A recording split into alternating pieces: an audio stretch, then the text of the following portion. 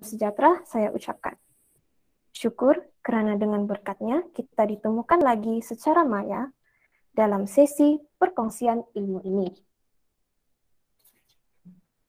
Tak molek jika ada alu, tiada lesungnya. Tak berguna jika ada dayung, tiada perahunya. Tak berkat ilmu tanpa amalnya. Tak lengkaplah perkongsian ilmu ini jika tidak ada yang berbicara. Makluman kepada para link pendaftaran akan dikongsikan dalam chat box. Baiklah, sukacita ingin saya memaklumkan tentang perjalanan sesi perkongsian kita pada hari ini. Sesi perkongsian hari ini terbahagi kepada 3 bahagian, slot 1, slot 2, dan sesi soal jawab. Slot 1 akan disampaikan oleh Puan Laura, dan slot 2 akan disampaikan oleh Puan Fresa. Guru-guru yang dikasihi, tanpa membuang masa lagi, saya mempersilakan Puan Laura untuk menyampaikan sesi perkongsian ilmu kita pada hari ini. Dipersilakan. Oke, terima kasih diucapkan kepada Cik Pengerusi Majelis, yaitu Cikgu Shirley, yang berusaha, Guru Besar Puan Paniying, seterusnya 3 orang guru penolong kanan, Puan Stresa, rakan penceramah kita pada hari ini, dan juga seterusnya kepada rakan-rakan sekalian yang saya sayangi. Oke, baiklah. Untuk slot yang pertama ini, saya akan menyampaikan dahulu tentang pengenalan apakah yang dimaksudkan dengan merungkai. Merungkai, apa ini merungkai ini? Jadi kita lihat. Oke, ini adalah sebelum itu saya terangkan dahulu objektif kursus kita pada hari ini ya. Oke, objektif khusus kita pada hari ini ialah untuk meningkatkan kemahiran guru bagaimana proses merungkai di SKP itu. Mungkin ramai yang tertanya-tanya apa yang dimaksudkan dengan merungkai? Apakah yang dimaksud apakah itu merungkai sebenarnya? Jadi di sini saya memberikan perkongsian apa yang saya faham dan saya tahu. Oke, kemudian guru akan dapat membuat perancangan aktiviti PDP dan juga pentaksiran murid. Seterusnya membuat pertimbangan profesional dalam menentukan tahap penguasaan murid dan juga menjalankan tindakan susulan. Jadi dalam hal ini guru akan melaksanakan pengajaran dan pembelajaran dengan lebih berkesan, yaitu menepati dengan keperluan standar kurikulum yang kita selalu yang terdapat di dalam kita punya di SKP lah, mengikut subjek masing-masing. Kemudian guru-guru akan mempunyai kemahiran dan pengetahuan yang mendalam berkenaan aspek merungkai standar kurikulum ini dengan membuat pentaksiran terhadap murid. Baiklah, kita teruskan. Oke, yang di sini. Anda ingin merancang PDP yang berkesan? Kita semua memang kita mesti mahu merancang PDP yang berkesan kan? Jadi persoalan di situ, pernah cuba merangkai kurikulum? Sebenarnya secara tidak langsung ataupun mungkin secara sedar atau tidak sedar, sebenarnya kita sudah pun merungkai. Cuma sama ada betul atau tidak itu pun kita tidak berapa pasti kan. Jadi hari ini kita akan tengoklah, kita coba rungkai juga bersama-sama. Oke, jadi di sini maksud merungkai itu ialah merupakan proses membuka simpulan. Kemudian dia meleraikan atau satu proses memperincikan, mencirikan, menghalusi sesuatu secara lebih mendalam melalui pemahaman yang lebih jelas tentang sesuatu perkara, tugasan, dokumen dan sebagainya. Oleh itu, guru perlu menganalisis bagi mengenal pasti pengetahuan dan kemahiran yang terdapat dalam standar kurikulum. Kalau kita lihat yang dia kata tadi itu membuka simpulan. Kalau membuka simpulan ini kalau kita translate secara terus itu macam membuka ikatan kan, membuka ikatan. Kalau yang meleraikan itu ya macam memisahkan. Kemudian memperincikan. Memperincikan ini yang macam kita sesuatu perkara itu kita akan cuba perincikan dia menjadi yang lebih detail lagi, yang dari besar kita kecil lagi.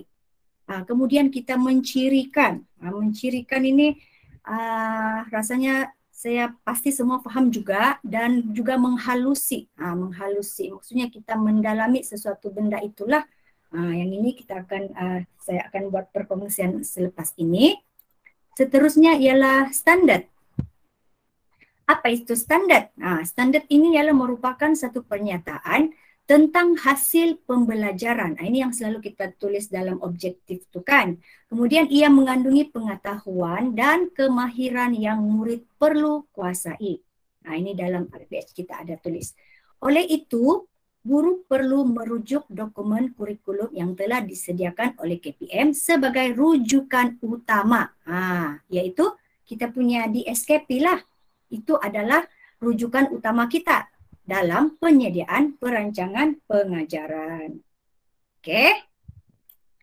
Baik, seterusnya kita lihat pula merungkai kurikulum itu apa. Yang macam inilah, berdasarkan kepada yang di SKP tadi itu, kita akan menyusun semula standar kandungan, standar pembelajaran, dan juga standar prestasi ke dalam RPT. Ini yang bila kita lihat dalam RPT kita ada sudah tersusun di situlah, mengikut tema, kemudian mengikut SK, mengikut SP, kemudian standar prestasi dia yang macam mana kita tentukan. Kemudian kita akan daripada RPT itu kita akan kecilkan lagi dia ke dalam RPH. Dalam RPH yang kita akan guna pada setiap hari kan, mengikut keupayaan murid semasa melaksanakan PDP dengan menggunakan pedagogi yang bersesuaian bagi mencapai kita punya objektif pembelajaran. Oke, apa cara-cara yang kita gunakan di situ? Apa aktiviti-aktiviti dia di situ? Oke, dan merungkai ini kalau macam kita lebih mudah faham, contoh yang jelaskan di SKP ini adalah sesuatu yang macam dia satu benda yang sangat pack. Oke, jadi bila dia sangat pack, banyak benda yang berada di dalam itu. Kemudian apa yang kita kena faham yang di dalam dia itu maksudnya. Jadi kita perlu unpack. Kita perlu unpack supaya kita dapat lebih faham. Itulah yang dimaksudkan dengan merungkai sebenarnya. Oke, baik, saya teruskan dahulu. Kalau ada persoalan mungkin boleh simpan soalan itu dan kita akan kita akan utarakan di bahagian sesi soal jawab nanti. Oke, seterusnya ini yang standar nih. Standar dia kata pernyataan umum tentang hasil pembelajaran. Oke, kemudian yang indikator. Indikator tu ialah hasil pembelajaran mata pelajaran bagi sesuatu tahap yang khusus. Kalau yang indikator tu itu macam mana cara kita macam mana cara kita untuk mengukur. Cara kita untuk mengukur berdasarkan standar prestasi, iaitu satu pernyataan yang menerangkan tentang pencapaian atau penguasaan seseorang murid dalam sesuatu topik yang telah dipelajari. Ini juga berdasarkan kepada satu penanda aras yang dikenal pasti. Contohnya, murid itu TP berapa? Jadi kita sebagai guru yang kita sudah tahu kan, kita punya murid itu TP berapa semua tuh. Oke, jadi berdasarkan itu kita boleh tentukan apa pedagogi yang sesuai kita gunakan untuk kita punya aktiviti PDP. Oke, di sini ada 3 jenis standar yang saya sebutkan tadi itu. Oke, yaitu standar kandungan, standar pembelajaran, dan juga standar prestasi.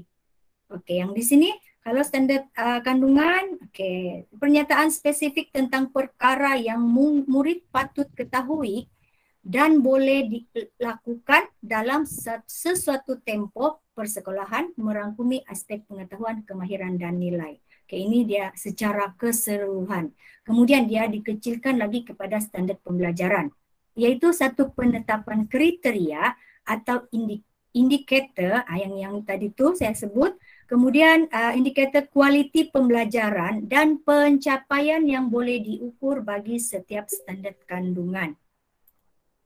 Oke, dan seterusnya ialah standar prestasi. Ini adalah pernyataan tentang tahap perkembangan pembelajaran murid yang diukur berdasarkan standar yang juga menunjukkan kedudukan murid dalam perkembangan pembelajarannya. Ini yang apa?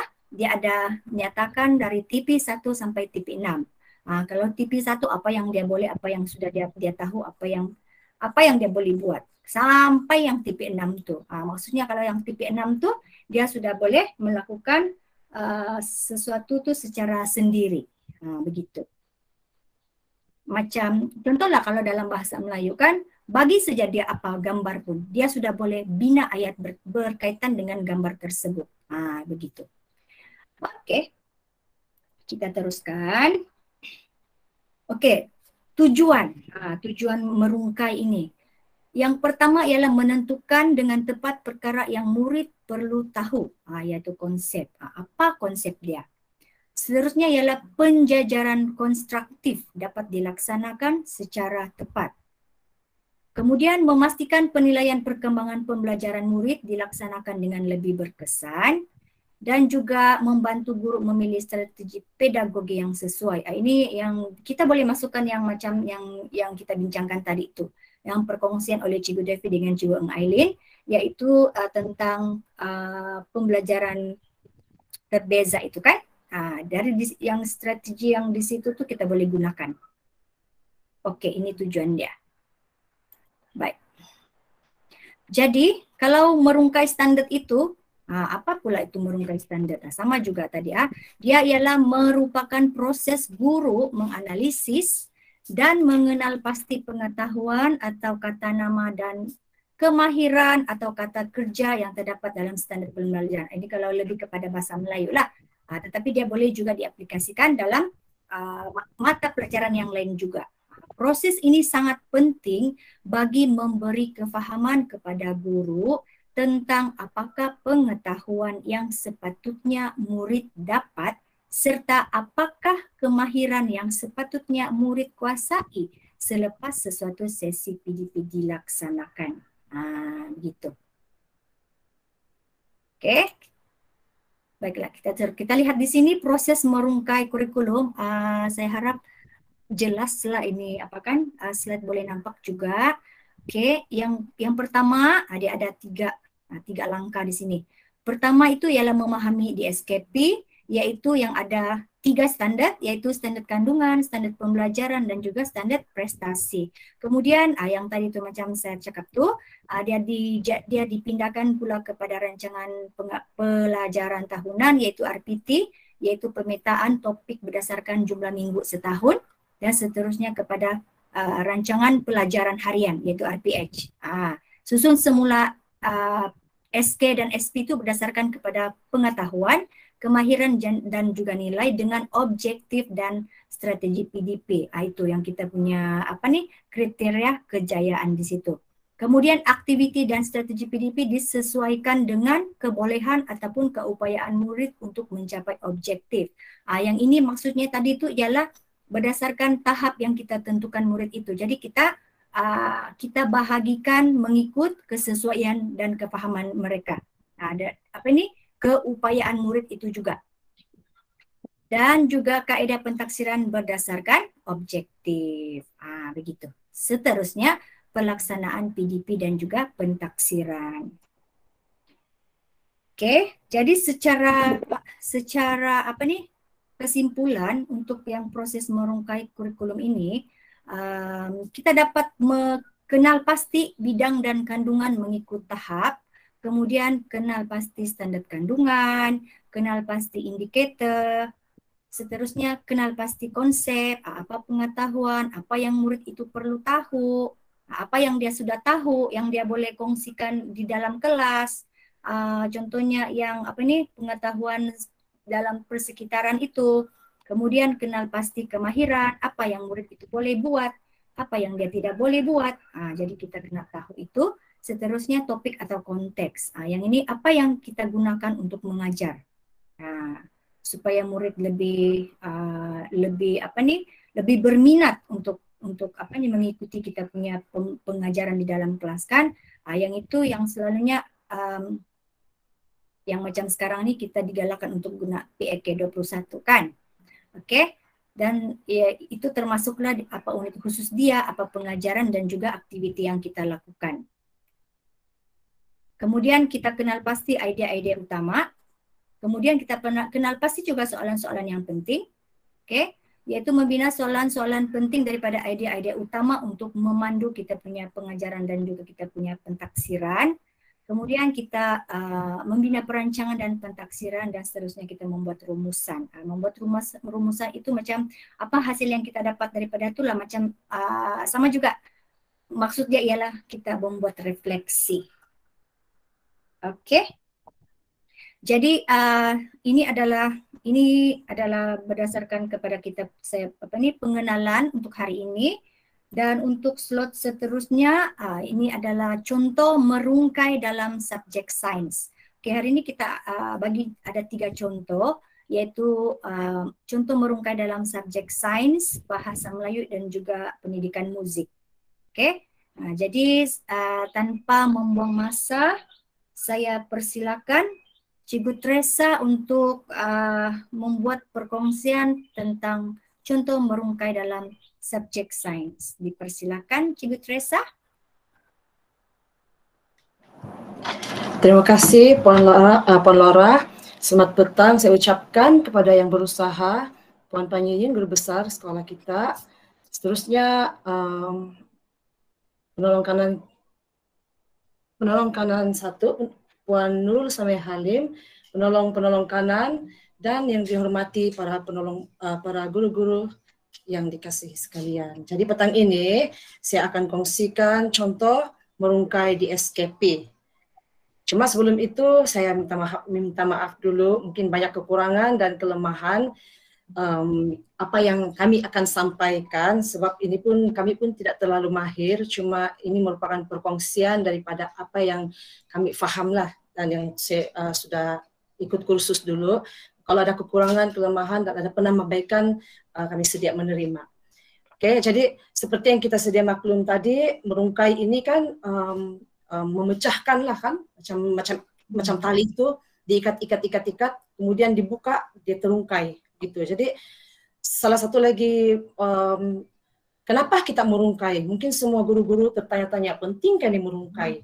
Pentingkah ini merungkai di SKP? Kan bikin susah saja. Sebenarnya ini memudahkan kita sebenarnya, sebab merungkai ini juga dapat mengelak kita tersasar daripada objektif PDP kita. Kita nanti kalau kita ajar, kita tidak paham di SKP, objektif pun kita tidak tercapai, murid pun tidak dapat apa-apa. Jadi di SKP penting untuk kita paham bagaimana kita memahami di SKP, kita perlu rungkaikan dia. Jadi merungkai ini pentinglah. Oke. Jadi teruskan slide. Bukan saya yang pegang slide. Oke, ini adalah contoh. Kita mulakan dengan kita bagi contoh sains lah, sebab ini adalah dapatan dari ini adalah contoh hari itu kursus COC PBD tahun lalu kan. Jadi ini adalah contoh, salah satu contoh itu contoh sains. Jadi mula-mula guru-guru perlu meneliti dulu mana-mana di SKP. Ambil di SKP sekolah kita, sekolah rendah SCKC. Kemudian ini pergi ambil ini, pilih satu standar kandungan. Macam ini 9,2. Standar kandungan udara. Jadi pilih dulu ini. Selepas itu standar kandungan ini ada beberapa standar pembelajaran. Jadi standar pembelajaran ini kalau bagi sains kan standar pembelajaran ini juga merupakan perkembangan pembelajaran. Mula-mula murid perlu menyatakan, kemudian berkembang lagi menyatakan berada di sekeliling kita, berkembang lagi menyatakan udara terdiri daripada beberapa jenis. Jadi pengetahuan murid itu ada perkembangan. Jadi standar pembelajaran ini menunjukkan perkembangan pembelajaran. Kemudian seperti yang Cikgu Laura cakap tadi, kita juga perlu merujuk standar prestasi. Sebab dalam kita merungkai di SKP ini, kita bukan mau ajar begitu saja dan lepas itu kita diam-diam, kan? Tapi kita juga mau ajar, kemudian kita mau menilai prestasi murid. Jadi bagaimana menilai prestasi murid dari di SKP ini juga ada standar prestasi yang yang jadi panduan pada kita. Oke, jadi standar kandungan, standar pembelajaran, dan standar prestasi itu sangat penting dalam merungkai di SKP. Oke, jadi bukan ini saja toh. Jadi macam mana? Jadi kalau hari itu kursus itu dia menggunakan satu toolkit merungkai kurikulum. Oke, Cikgu Laura, seterusnya. Ini dia toolkit. Jadi saya rasa kan kalau menggunakan ini lebih senang. Kan lebih senang menggunakan ini. Jadi guru-guru boleh menggunakan toolkit ini. Oke, di atas ini standar kandungan macam tadi 9.2 udara. Selepas itu standar pembelajaran 9.2.1 kan. Jadi sini pengetahuan. Apakah pengetahuan ini? Jadi pengetahuan ini kemudian kemahiran. Di sini menunjukkan perkembangan murid, di mana perkembangan murid ini ditunjukkan dalam standar pembelajaran dalam SI tadi. Sinilah kita tengok perkembangan murid. Jadi mungkin selagi kalau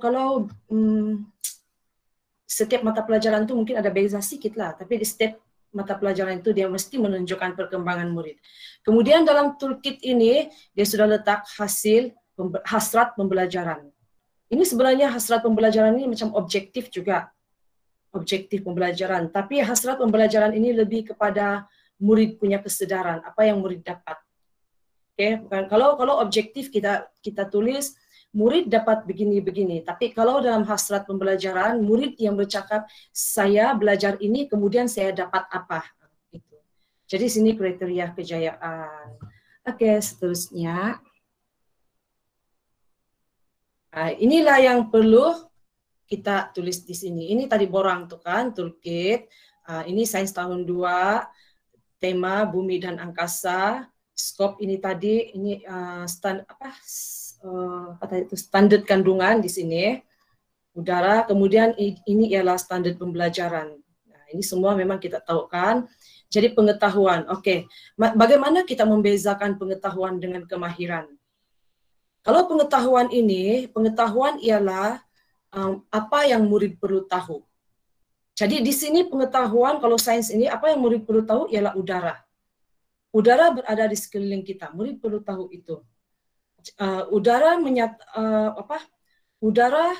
terdiri daripada beberapa jenis. Ini semua kita bergantung juga berdasarkan juga kepada standar pembelajaran. Kemudian pengetahuan ini untuk lebih difahami, pengetahuan ini kita menggunakan kata nama, yaitu kalau di sini udara, kan? Kalau kemahiran pula kita menggunakan kata-kata kunci kemahiran. Contohnya menyatakan, memerihalkan, menjana idea, mencipta, menjelaskan pemerhatian, melakar, menulis, dan sebagainya. Jadi pengetahuan ini kita guna kata nama, kemahiran ini kita guna kata kerja. Itu perbezaan dia. Apa yang murid perlu tahu, dan di kemahiran ini apa yang murid boleh tahu ataupun yang akan tahu. Begitulah. Apa yang murid boleh buat. Begitu. Sebab ini kata kerja. Oke, next. Jadi ini toolkit untuk membantu kita merungkai kurikulum. Contohnya di sini kan, di sini perkembangan pembelajaran di sini menyatakan udara berada di sekeliling kita. Ini tadi yang 9.21 sampailah 9.26. Dia menunjukkan perkembangan murid-murid itu sendiri. Sepatutnya murid itu berkembang mengikut inilah. Jadi kalau murid itu belum dapat menyatakan, baru dapat menyatakan udara, kalau kita tengok standar prestasi tadi, kalau dalam sains, bila dia hanya dapat menyatakan udara berada di sekeliling kita, kemudian yang lain itu belum, dia berada di tipi 1 kan, kalau sains lah. Sebab kalau bahasa Melayu dia lain sikit. Mungkin saya pun tidak berapa faham dengan sains punya ini, tapi Apa yang saya nampak tadi begitulah. Jadi dia mengikut perkembangan kan. Oke. Seterusnya saya tunjuk satu-satu lah. Macam ini. Ini adalah urutan pembelajaran. Ini adalah urutan perkembangan juga. Urutan pembelajaran ini urutan perkembangan. Tahap TP1 menyatakan benda hidup memerlukan udara untuk bernafas. TP2 memberi contoh. Oke, ini memberi contoh. Mungkin beginilah kan. Ini untuk sains lah, menjelaskan. Oh, maksudnya kalau dapat memberi contoh boleh TP2. Jadi di sini semua merujuk apabila kita mentaksir murid-murid kita merujuk kepada standar prestasi, lebih mudah karena kita sudah mampu merungkainya. Oke. TP3 memerihalkan udara. Memerihalkan udara tidak boleh dilihat tetapi boleh dirasai. Jadi memerihalkan udara yang bergerak 9.2.3 memerihalkan udara yang bergerak. Ini adalah kata-kata kerja, ini adalah kemahiran-kemahiran. Oke, jadi sini catatan cadangan activity. Ini ada yang dalam standar dalam di SKP. Seterusnya ini yang sudah lengkap lah. Kita menggunakan toolkit ini, jadi ini yang sudah lengkap dalam merungkai di SKP. Jadi di perkembangan pembelajaran ini kalau cikgu tengok, lihat di sini 9.2.1 dia kalau tadi kita susun semua kan, tapi di sini dia satu-satu lah. Mungkin hari ini mau belajar 9.2.1. Jadi apakah hasrat pembelajaran? Maksudnya apakah kalau hasrat apakah objektif pembelajaran kalau bagi guru? Tapi kalau bagi murid apa hasrat pembelajaran murid? Saya belajar tentang udara. Di sini murid lah, saya belajar tentang udara berada di sekeliling kita. Kemudian kriteria kejayaan. Sebenarnya kriteria kejayaan ini boleh lebih daripada satu. Kalau mungkin hasrat atau objektif satu, kriteria kejayaan dia ada beberapa. Ini kriteria kejayaan ini kalau ingat tadi yang Cikgu Lora ada bagi, dia cakap membina soalan-soalan penting. Apa tujuan membina soalan-soalan penting? Salah satu tujuan membina soalan-soalan penting, kita boleh membantu kita untuk dapat kriteria kejayaan bagi murid. Contohnya, bagaimana murid dapat mencapai ini hasrat pembelajaran? Kan kita cakap, oh si Ali berjaya sudah itu. Si Ali capai sudah objektif tuh. Betulkah dia capai objektif? Macam mana? Oh, sebab dia punya kriteria kejayaan dia punya diri itu, dia sudah dapat mengetahui tentang udara. Satu lagi kriteria kejayaan dia itu, dia dapat mengetahui bahwa udara itu berada di sekeliling dia. Murid pun cakap begitulah. Kriteria kejayaan itu menunjukkan bagaimana murid itu sudah dapat menguasai objektif kita. Jadi kita pun ada bukti kan. Kita tidak kita tidak bilang, oh si Ali sudah berjaya capai objektif nih. Tapi macam mana? Oh sebab si Ali tadi dia mengetahui tentang udara.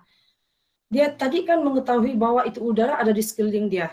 Mungkin dalam kriteria kejayaan ini kita boleh juga letak kemahiran, menyatakan. Saya dapat menyatakan kalau itulah objektif kita, kan saya dapat menerangkan kalau di sanalah objektif kita.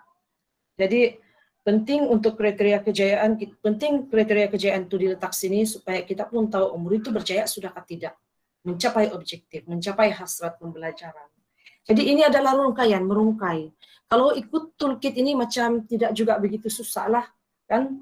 Tapi ini baru sains, kita tidak tahu lagi subjek-subjek lain yang tidak diberi contoh kan. Oke, seterusnya ini dia punya toolkit yang sebenarnya masih kosong. Jadi pengetahuan itu bagaimana membezakan pengetahuan dan kemahiran? Pengetahuan itu ialah kata nama, kemahiran itu ialah kata kerja.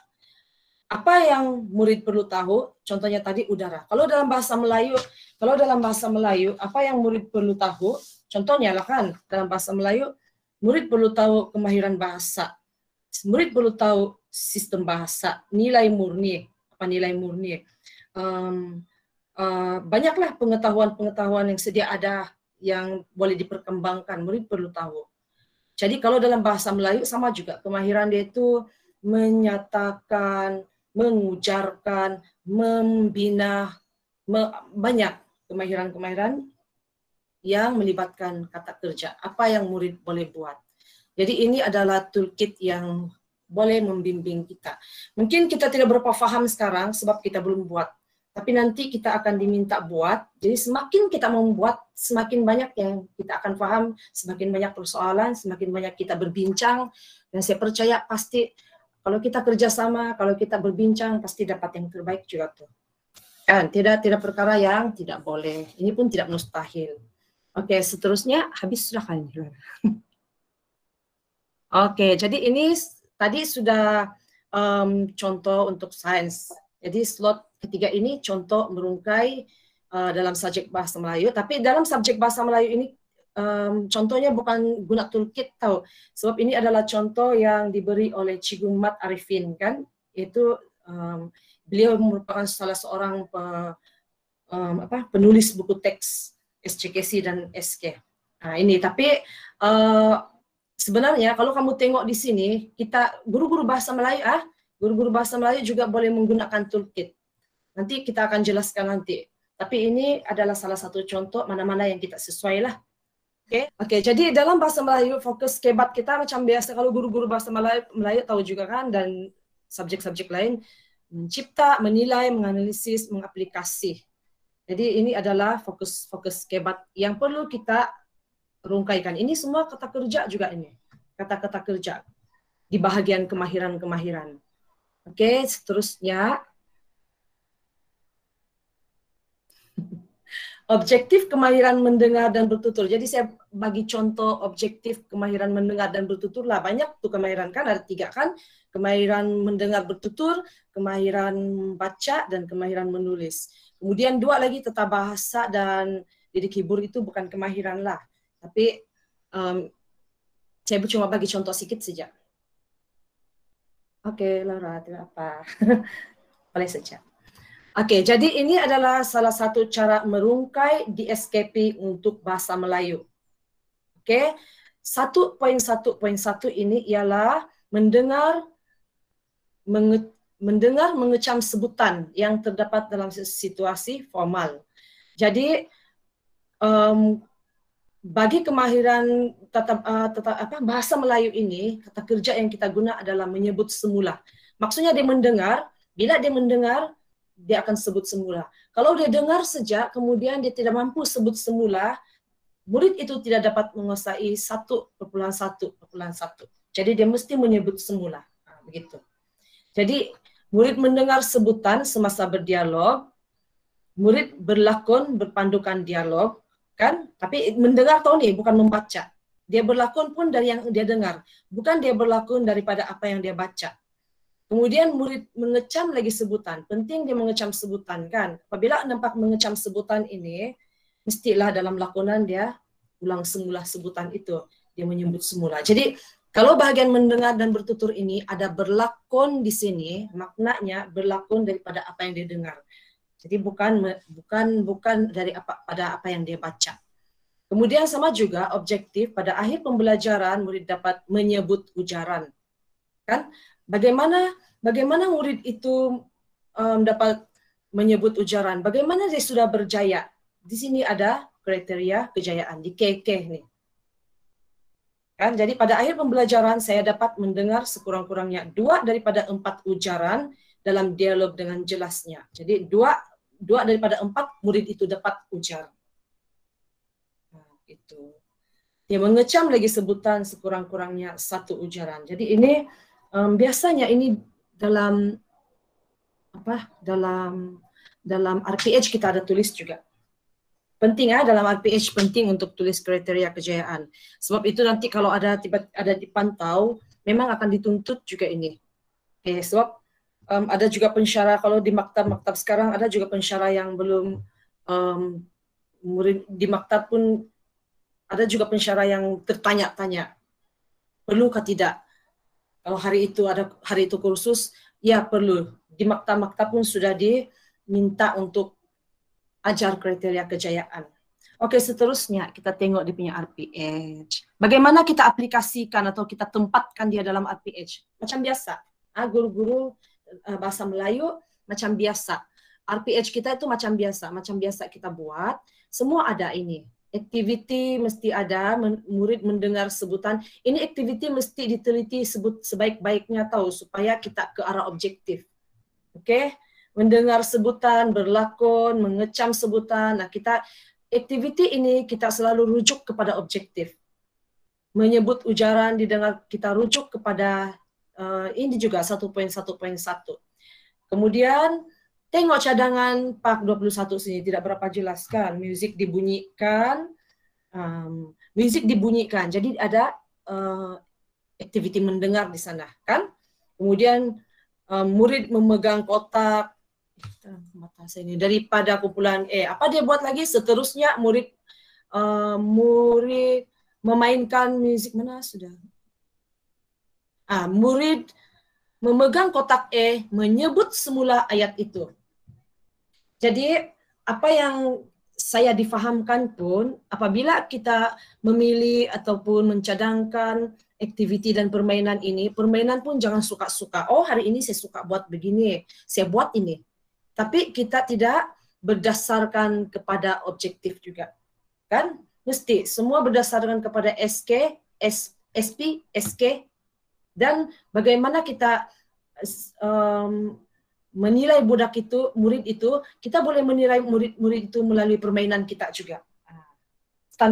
Daripada standar prestasi, kita mentaksir murid itu daripada permainan. Dalam permainan itu, murid dapat menyebut semula ayat itu. Kan? Dengan seperti dalam objektif. Menyebut ujaran yang didengar. Jadi semua yang dirungkaikan tadi masuk dalam RPH. Jadi yang subjek sains pun begitu juga lah. Masukkan dalam RPH. Oke. Jadi ini sama kemahiran membaca dan memahami, membaca maklumat yang tersurat dan tersirat kan untuk memberikan respon. Coba tengok sini. Untuk memberikan respon. Jadi murid tidak sepatutnya hanya tahu membaca. Ada murid yang begitu. Bila dia baca lancar, lancar. Tapi bila kau tanya dia, apakah Ali pergi kemana bersama keluarga? Dia tidak tahu. Padahal dia baru baca. Kan? Jadi murid juga perlu memahami apa yang dia baca. Kan? Yang tersurat dan yang tersirat. Jadi aktiviti dia mula-mula murid membaca maklumat, kemudian murid membaca maklumat yang boleh dilihat. Begitulah, yang boleh dilihat inilah yang dinamakan tersurat. Kemudian murid membaca maklumat di sebaliknya. Maklumat yang di sebaliknya inilah yang dipanggil sebagai tersirat. Jadi bagaimana murid membaca maklumat yang di sebaliknya itu perlu dibimbing oleh guru. Kita tidak boleh cakap, oke murid-murid, apakah maklumat di sebaliknya ini? Murid mesti tidak tahu jawab tuh begitu. Jadi kita boleh bimbing murid dengan mengutarakan soalan-soalan. Kan? Di sanalah perkaitannya membina soalan-soalan penting. Soalan-soalan yang berkaitan. Jadi kita mengutarakan soalan untuk membimbing murid. Kita tidak juga boleh bagi terus kan. Oke murid, maklumat di sebaliknya ini ialah ini. Oke garis, salin. Tidak boleh. Jadi kita bimbing murid dengan menggunakan soalan-soalan yang berkaitan lah. Jadi sama juga objektif pada akhir pembelajaran murid dapat menyatakan maklumat tersurat. Menyatakan di sini itu ialah memberi respon. Kan? Memberi respon. Jadi sini boleh juga kamu letak memberi respon pun boleh. Daripada bahan yang dibaca serta memberi respon dalam berbagai bentuk, contohnya dalam bentuk. Kalau memberi respon ini tidak semestinya dalam lisan saja. Apa bukti dia? Kalau hari itu kursus Cigumat bagi tahu apa bukti murid memberi respon, bukti dia. Kamu boleh tulis jawapan murid, murid tulis jawapan dia dalam buku latihan. Respon dia itu dalam buku latihan. Jadi itu adalah bukti murid, evidence murid telah memberi respon. Tapi pastikan murid itu ada bagi respon secara lisan lah dalam kelas. Gitu. Jadi kalau 2.1.1, sebab ini kemahiran membaca, sama ada dia bagi respon secara lisan ataupun secara tulisan pun dikira lah. Kalau mendengar dan bertutur, dia mesti bertutur. tapi evidence dia boleh ditulis. Jadi sama juga kriteria kejayaan pada akhir pembelajaran saya dapat menyatakan sekurang-kurangnya 2 daripada 4 maklumat tersurat, kan minta tersurat. Jadi dia menyatakan tuh maksudnya dia memahami lah, kan dia memberi respon itu. Jadi kata-kata kunci, kata-kata kerja tuh menyatakan, mengujarkan, murid dapat melakonkan, itu semua kata kerja itu adalah kemahiran, adalah yang masuk dalam kemahiran, masuk dalam kriteria kejayaan. Begitu. Oke, seterusnya, ini cuma contoh RPH lah yang dicadangkan macam tadi juga. Oke, jadi macam biasa juga. Oke, seterusnya, jadi, dalam kita melaksanakan PDP itu, sebab PBD ini dia dilaksanakan sepanjang masa, kan dia bukan macam sumatif. Jadi di sanalah kita menilai prestasi murid. Apabila kita menilai prestasi murid, kita sentiasa merujuk kepada standar prestasi. Ini adalah salah satu contoh standar prestasi dalam kemahiran mendengar dan bertutur. Jadi di sini kita boleh merujuk ini. Jadi kita berbalik kepada merungkai di SKP tadi. Dalam bahasa Melayu itulah semua rungkaian-rungkaian dia. Jadi saya bagi pendapat saya di SKP, merungkai di SKP ini betul-betul meminta kita supaya benar-benar memahami di SKP. Bukan sekadar macam alah belilah bah kalau begini. Bukan sekadar begitu. Kita mesti benar-benar memahami. Ini saya rasa merungkai di SKP ini mau kita memahami di SKP. Sebab kalau kita tidak mampu merungkai, maka memang kita tidak memahami. Kalau kita tidak mampu merungkai, memang sah-sah sudah kita tidak paham di SKP. Begitu maksudnya. Oke. Jadi merungkai di SKP ini apa kaitan dengan PBD? Bila kita dapat merungkai di SKP, kita paham di SKP. Bila kita paham di SKP, kita tahu objektif pembelajaran dan kita tahu apa yang perlu murid tahu. Jadi bila kita sudah tahu itu, maka kita dapat mentaksir murid dengan secara profesional, secara telus, betul-betul boleh dipercayai. Kalau kita tidak paham di SKP, memang sudah salah, antam-antam sajalah PBD itu kan kalau tidak paham di SKP, begitulah. Oke, seterusnya merungkai di SKP dalam subjek musik. 3 saja nih tahu, sebab nanti subjek-subjek lain kita boleh berbincang lagi. Kita guna toolkit saja. Kalau mau guna macam BMP tadi boleh, BM pun boleh guna toolkit itu pun boleh. Oke, jadi sama juga lah kalau musik, kan? Kalau di SKP musik, guru-guru musik tuh tahulah di SKP dia kan apa, mesti ada standar kandungan, mesti tengok standar pembelajaran. Macam sini 3.1.1, 3.1.2. Mengenal pasti musik vokal, mengenal pasti mood, tempo, semua macam mana kan. Jadi kalau mengenal pasti itu pun dia ada kata-kata kunci dia. Kamu letak di kriteria kejayaan, kau tidak boleh letak mengenal pasti sejak semua. Bagaimana kau tahu murid itu sudah mengenal pasti? Nanti kita tengok nanti kan. Jadi pilih kata-kata kerja yang sesuai. Mungkin dia dapat menyatakan, mungkin dia dapat membuat pergerakan, kan? Begitu. Jadi kalau sudah SKD itu mengenal pasti, nanti sana objektif pun kriteria kejayaan janganlah tulis murid dapat mengenal pasti. Murid itu macam itulah maksudnya kita perlu paham di SKP, kenapa kita perlu merungkai di SKP. Sebab pengetahuan dan kemahiran. Pengetahuan itu kata nama, kemahiran itu kata kerja. Jadi perlu benar-benar pahamlah. Oke, seterusnya. Contohnya ini merungkai standar, macam tadi lah kan, mata pelajaran musik, ada SK menghayati musik, kemudian standar di sini di samping mengetahui konsep musik, kalau murid juga melakukan kemahiran pergerakan. Jadi kalau sudah menghayati itu, perlulah tahu kemahiran pergerakan dia kan, begitu. Oke, seterusnya.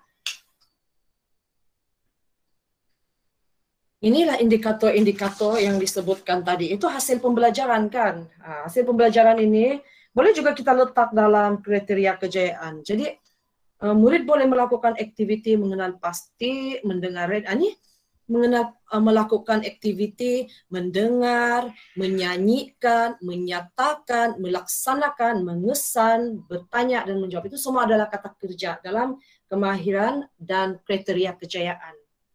Oke, jadi konsep pengetahuan pula apa yang murid perlu tahu.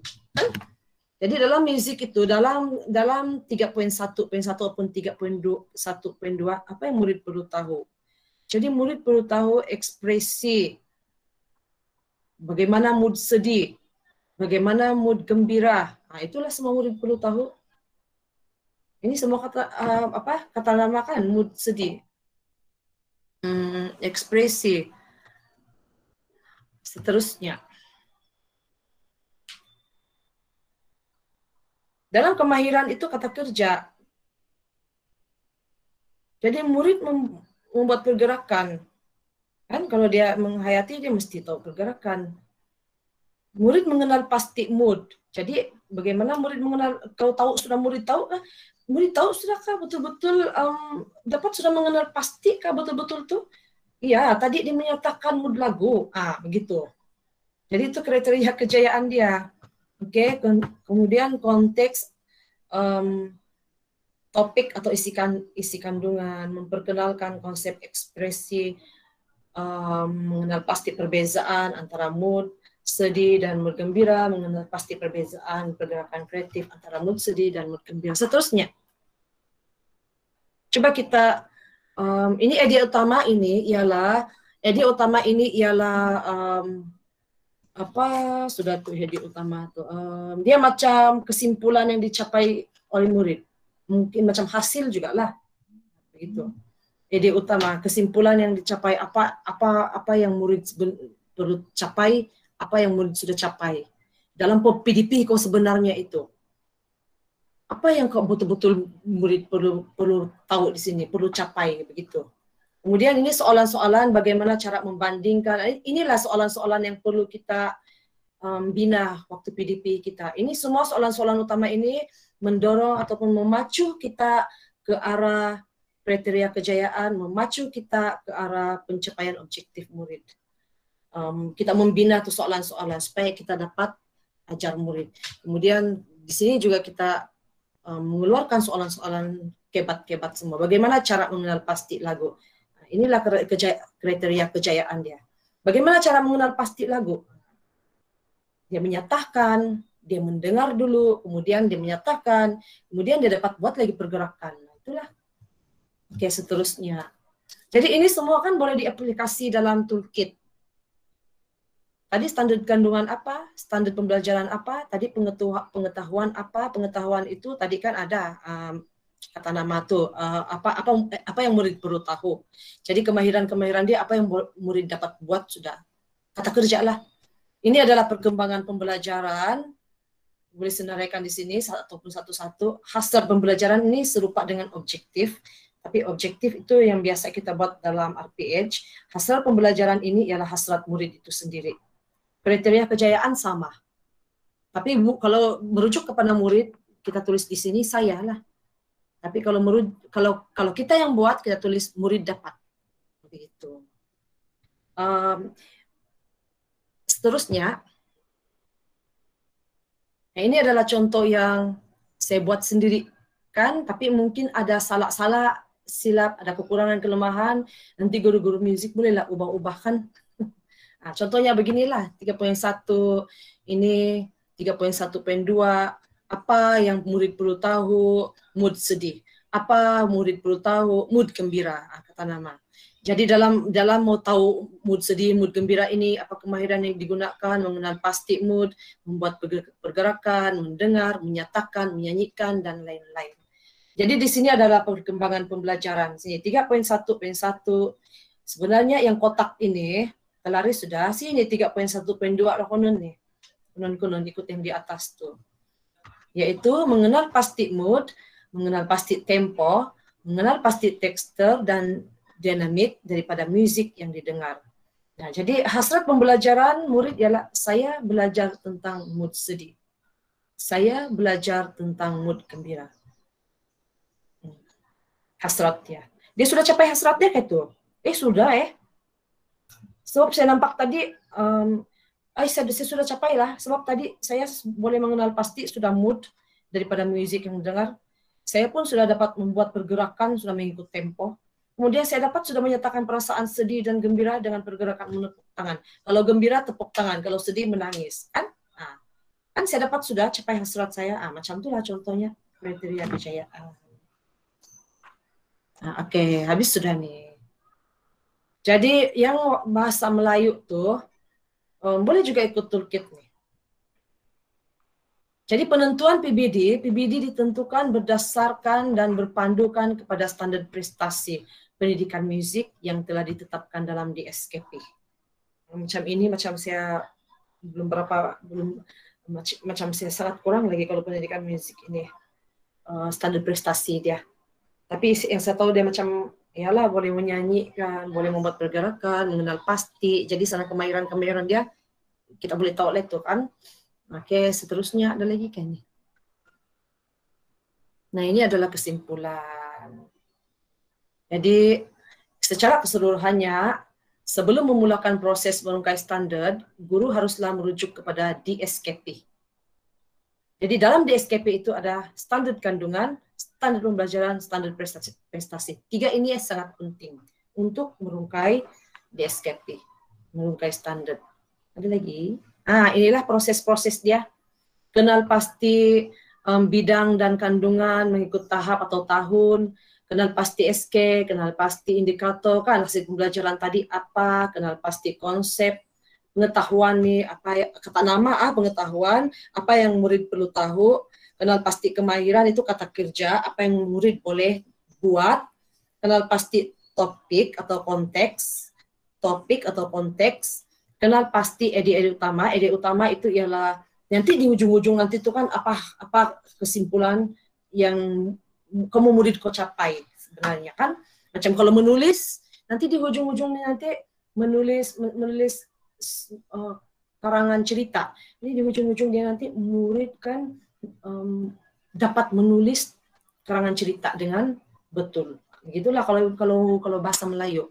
Jadi itu ide utama kita dalam PDP kita hari itu. Kenal pasti soalan-soalan penting yang akan memacu kita untuk proses pembelajaran kita itu, proses PDP kita. Bina soalan penting, bina perancangan pengajaran, ini RPH lah. Dan dalam pada yang sama kita mesti buat pentaksiran melalui pemerhatian, lisan, bergantung kepada kemahiran kita. Seterusnya kita membuat rumusan. Rumusan itu kita punya refleksi lah kan. Ataupun kalau dalam merungkai ini macam sana hasil pembelajaran, sana kriteria kejayaan semua, refleksi lah. Apa betul murid sudah capai, apa lagi yang perlu gitu membuat rumusan. Yang inilah yang kami faham lah. Kalau ada salah silap atau kekurangan kelemahan minta maaf lah, nanti kita belajar sama-sama. Oke. Itu saja, semoga Anda mendapat sedikit sebanyak pencerahan. Oke, sesiapa yang ada soalan mungkin boleh buka mic untuk bertanya. Sebab kalau tempat saya, kalau yang chat itu saya tidak nampak lagi sebab saya nampak saya punya slide saja nih. Oke, Cikgu P ada nak tanya. Oke, Cikgu P. Selamat petang kepada semua. Saya ada soalan yang macam tentang untuk BI kan. Standard kandungan dia adalah yang berulang lah untuk setiap tahun, tidak seperti sama dengan yang macam subjek sains ataupun matematik. Jadi sekarang kalau yang learning standard tu untuk yang bahasa Inggeris dan untuk setiap tahun. Jadi maksudnya untuk yang pengetahuan tu kita perlu masukkan macam contoh dalam yang kandungan textbook tu untuk menerangkan pengetahuan kah? Kalau macam yang untuk tahun 1 kan, kalau dia punya reading skill, dia hanya macam untuk baca huruf saja. Tapi untuk yang kalau tahun 4 dan 5 yang lebih tinggi punya tahap, mereka punya contoh reading skill tu adalah berbeza sudah. Jadi kita perlu masukkan kantungan yang tersenarai dalam buku teks ataupun macam mana. Itu soalan saya.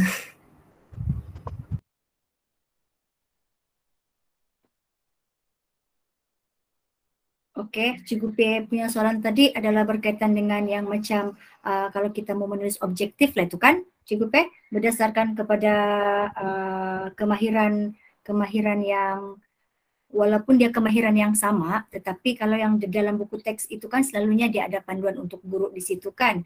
Jadi kalau kemahiran itu macam murid, ada yang murid masih belum lagi belum lagi dapat menguasai kan, kita boleh senaraikan juga di situ. Sebab kita ikut juga dari tahap murid yang mungkin ada yang TP1, TP2, TP3 begitu. Kalau yang sudah memang mahir, kemahiran tersebut itu kita bagi lagi di aktiviti yang berbeza. Nah, begitulah yang saya paham lah. Adakah jawaban saya boleh dapat menjawab soalan? Saya fahamlah yang itu untuk yang penulisan learning objective kan. Tapi kalau yang untuk semasa gunakan toolkit tu untuk merungkaikan TSKP dalam section yang bahagian pengetahuan Pak, yang tadi tu, yang macam tadi contoh yang untuk sains tu dia yang ada udara tentang. Tapi kalau untuk BI kita perlu tentukan contoh tu berdasarkan buku teks untuk tahun tersebut kan. Begitu kan? Saya rasa mungkin BM sama BI mungkin sama kan, sebab kalau pengetahuan ini ialah apa yang murid perlu tahu. Kalau mungkin tadi reading skill, baca huruf, kan? Ya, kalau yang baca huruf ialah untuk tahun 1. Tapi maksudnya kalau dalam baca, ya. Maksudnya dalam baca huruf ini, apa pengetahuan dia? Begitukah maksud kamu? Ya, itu yang untuk tahun 1. Tapi kalau yang untuk tahap 2 memang bukan lagi untuk baca huruf sudah kan. Sebab kalau dalam bahasa Melayu, apa yang perlu dia tahu sama ada kemahiran bahasa, macam sistem bahasa, nilai-nilai murni, aspek-aspek pengetahuan dia perlu tahu. Mungkin kalau baca huruf, dalam baca huruf, apa yang perlu murid tahu? Apa yang kamu murid tahu? Mungkin tahu tentang huruf, nilai murni begitu kan? Cikgu Teresa, saya rasa mungkin nanti Cikgu P perlu macam bagi berjumpa dengan Cikgu Laura dan Cikgu Teresa, lepas tu bawa hard copy untuk lihat apa tu yang SOW tu. Yalah. Supaya sedang, sebab kalau secara maya ni macam susah mau cakap juga kan. Ya, habis mau tunjuk-tunjuk di SKP, semua mau tunjuk-tunjuk buku teks semua tu kan. Ya, sebab semua subjek pun berbeza kan. Ya. Yalah. Gitu. Oke, terima kasih atas untuk menjawab soalan juga. Thank you. Terima kasih juga P. Oke, sekian terima kasih. Thank you, terima kasih semua. Terima kasih juga kerana bersama-sama kami pada petang ini. Oke, silakan semula kepada moderator. Oke, terima kasih Cikgu Laura dengan Cikgu Teresa. Nampaknya sampai di sini saja sesi perkongsian ilmu kita hari ini. Jutaan terima kasih kepada penceramah kita. Jadi semoga apa yang disampaikan tadi dapat dimanfaatkan. Sekiranya ada persoalan yang lanjut, mungkin bolehlah berjumpa secara pribadi dengan Cikgu Laura ataupun Cikgu Teresa lah. Jadi sebelum meninggalkan Google Meet, guru-guru diminta untuk memastikan Anda mengisi borang maklum balas sesi perkongsian petang ini. Sekian saja. Terima kasih. Thank you so much, Laura, Teresa. Good job. Oke, sama-sama. Sama-sama. Terima kasih juga semua.